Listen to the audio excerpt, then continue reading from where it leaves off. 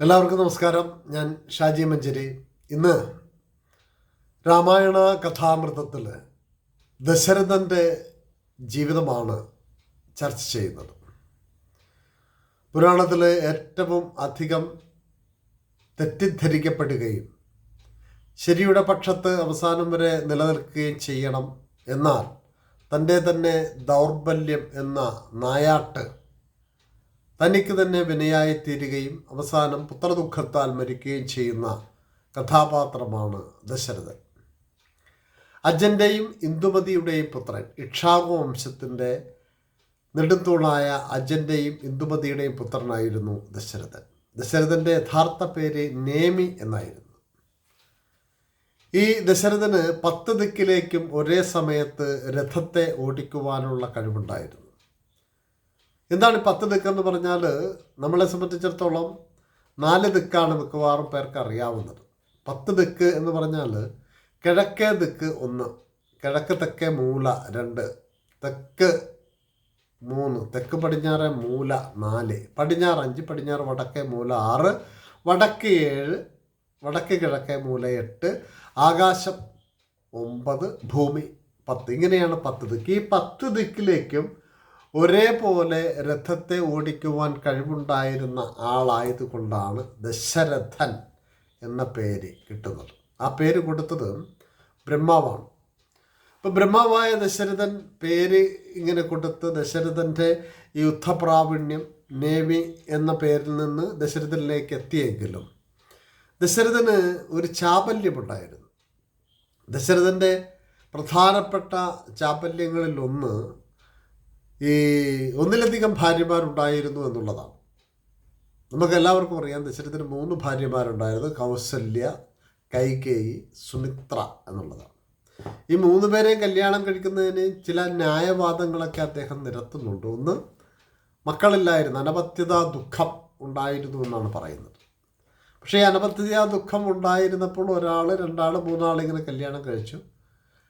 ആ പുത്ര ദുഃഖം തീർക്കുവാൻ വേണ്ടിയിട്ട് യാഗം നടത്തുകയും യാഗാനന്തരം പായസം വിതരണം ചെയ്യുകയും ആ പായസം ആദ്യം കൗസല്യയ്ക്കും പിന്നീട് കൈകേയിക്കും പിന്നീട് സുമിത്രയ്ക്കും കൊടുത്തെന്നും അതിൽ നിന്നുണ്ടായ മക്കളാണ് കൗസല്യയുടെ പുത്രനായിട്ടുള്ള രാമൻ, കൈകേയിയുടെ പുത്രനായ ഭരതൻ, സുമിത്രയുടെ പുത്രന്മാരായ ലക്ഷ്മണന്, ശത്രുഘ്നൻ. അതുകൂടാതെ സുമിത്രയ്ക്ക്, കൗസല്യയ്ക്ക് ശാന്ത എന്നൊരു പുത്രി കൂടി ഉണ്ടായിരുന്നു ദശരഥന്. ആ ശാന്ത എന്ന പുത്രിയെ വിവാഹം കഴിച്ചത്, അല്ലെങ്കിൽ ശാന്തയെ വിവാഹം കഴിച്ചു കൊടുത്തത് ഋഷ്യശൃംഖനാണ്. ആ ഋഷ്യശൃംഖനാണ് മഴ പെയ്യാതിരുന്ന നാട്ടിൽ മഴ പെയ്ച്ചത്. അങ്ങനെയാണ് ദശരഥൻ നായാട്ട് എന്ന സപ്തവ്യസനങ്ങൾ എന്ന് പറഞ്ഞ 7 വ്യസനങ്ങളാണ്. അതിലൊന്ന് ചൂതുകളി, പരസ്ത്രീ ഗമനം, നായാട്ടൊക്കെ സപ്തവ്യസനങ്ങളിൽ പെടുന്നത്. ഈ സപ്തവ്യസനങ്ങളിൽ ഉഴലുന്ന ഒരു കഥാപാത്രമാണ്.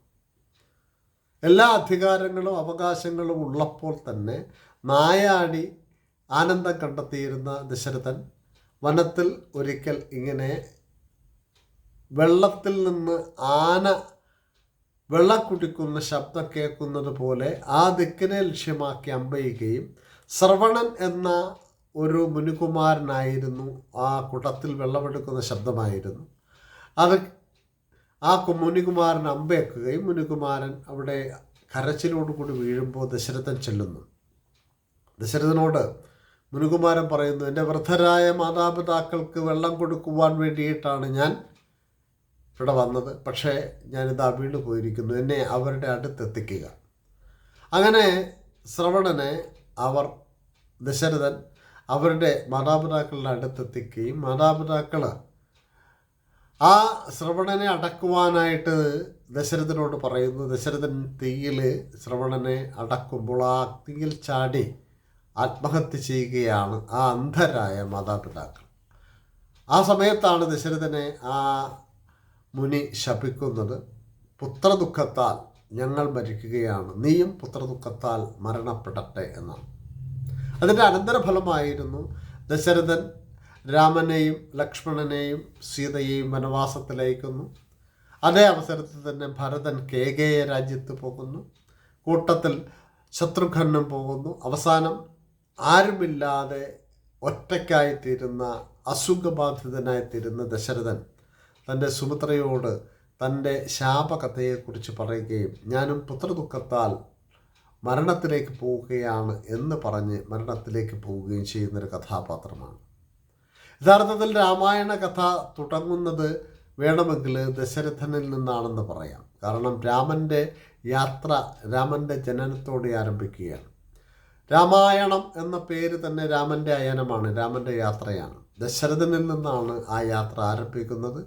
അവസാനം പുത്രദുഃഖത്താൽ മരിക്കുന്ന ദശരഥനെ കാണുവാൻ വേണ്ടിയിട്ട് ഭരതനെങ്കിലും അവസരമുണ്ടാക്കണമെന്ന് കരുതിയിട്ട് ഗൗതമ മഹർഷിയും മറ്റും പറയുന്നതനുസരിച്ച് എണ്ണത്തോണിയിൽ ആ ശരീരം സൂക്ഷിക്കുകയും ഭരതൻ വന്നിട്ടാണ് ദശരഥൻ്റെ അന്ത്യകർമ്മങ്ങളൊക്കെ ചെയ്യുന്നത്. അങ്ങനെ പുത്രദുഃഖത്താൽ വേദനിച്ച് മരിക്കുന്ന, ശാപത്താൽ മരിക്കുന്ന, സപ്തവ്യസനത്താൽ അപകടത്തിൽപ്പെടുന്ന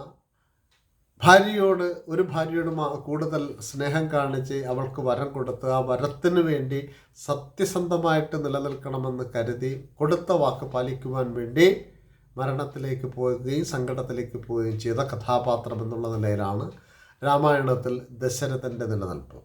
നേമി എന്നുള്ളത് ദശരഥനായി മാറുന്നതിൻ്റെ പിന്നിലെ ആ പൗരുഷവും ഗാംഭീര്യവും ഒന്നും തുടർച്ചയായിട്ട് വരുന്ന മറ്റ് ഇടങ്ങളിൽ പ്രകടിപ്പിക്കുവാൻ കഴിയാതെ പോയൊരു കഥാപാത്രം കൂടെയാണ് രാമായണത്തിലെ ദശരഥൻ. എല്ലാവർക്കും നന്ദി.